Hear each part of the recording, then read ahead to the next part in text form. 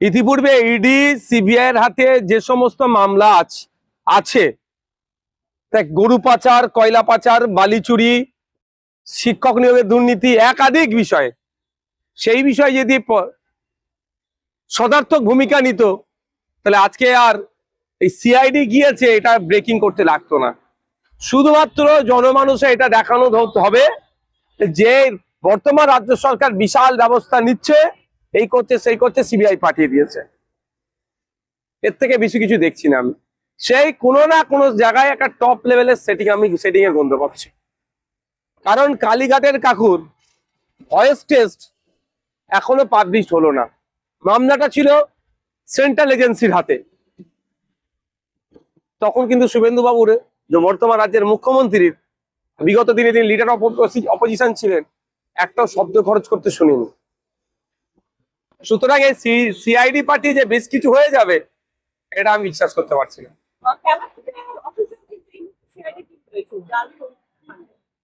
যা সরাবার অলরেডি সরিয়ে নিয়েছে, যেগুলো আটাবার হাঁটিয়ে নিয়েছে, এখন সিআইডি গিয়েও ফাঁকা ময়দান পাবে, ফাঁকা অফিস পাবে, এর থেকে কিছু পাবেন।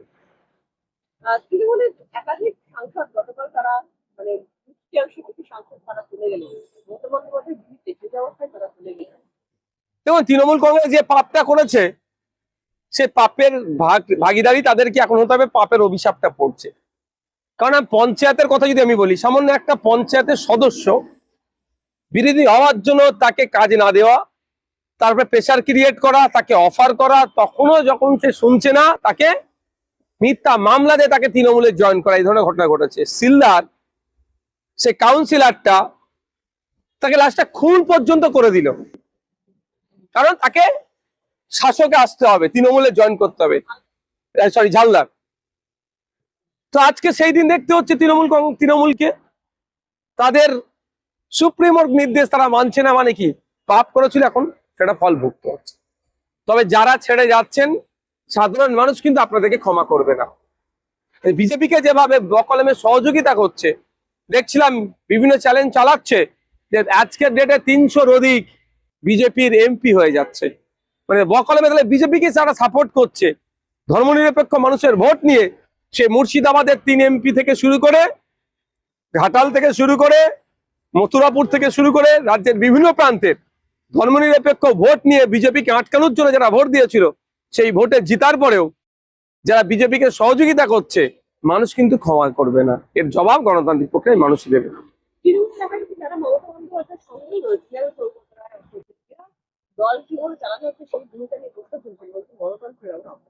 এতদিন পরে তারা অনেক সিনিয়র মোস্ট, অশোকবাবু আমাদের অ্যাসেম্বলির গত সেশন, মানে গত বিধানসভা থেকে আমি উনাকে, আমার সাথে দেখা হলে আমি স্যার কেমন আছেন, উনি কেমন আছো, মানে যথেষ্ট সেই জায়গা থেকেও দাঁড়িয়ে বলছি, এত ওনারা সিনিয়র মোস্ট পলিটিশিয়ান।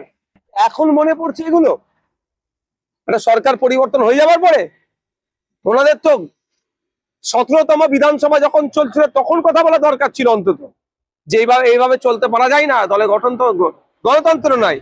যেই সরকারের বিপর্যয় হয়েছে সব অভিষেক বাবু মমতা ব্যানার্জির দোষ হয়ে গেছে বলে এড়িয়ে গেলে হয় না। আপনারা চুপ ছিলেন, আপনাদেরকেও তাহলে দোষ আপনাদের গাড়েও বর্তায়।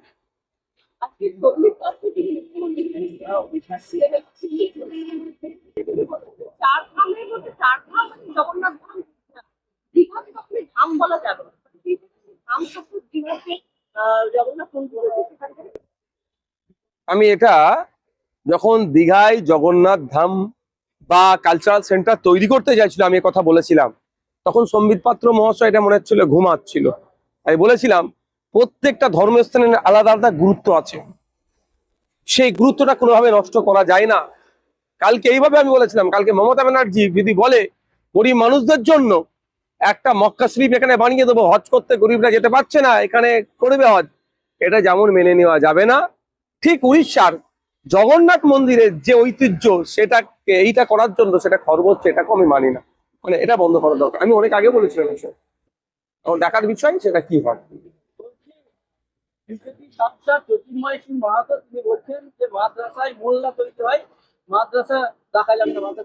ওনার মাদ্রাসা সম্পর্কে জ্ঞান নাই। যদি মাদ্রাসায় মোল্লা তৈরি করে, যদি ওনার ভাষাই বলছি, মাদ্রাসা প্রায় 40 থেকে 40% অ্যাভাব নন মুসলিম টিচার আছে। 18 to 20% নন মুসলিম স্টুডেন্টস আছে। কি বলবেন উনি? ভেসে থাকতে হবে খবরে। জ্যোতির্ময় সিং মাহাতো সাহেবকে ভেসে থাকতে হবে খবরে, এই জন্য অবাঞ্ছিত কথা বলছে।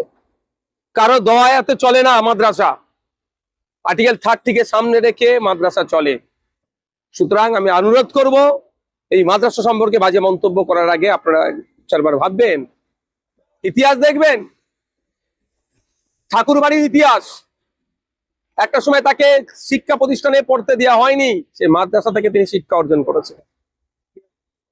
শুধুমাত্র বাজার গরম করবে, ভেসে থাকবে, এই জন্য এই ধরনের মন্তব্য করছে। এই অবাঞ্ছিত মন্তব্যে ধিক্কার জানাচ্ছি।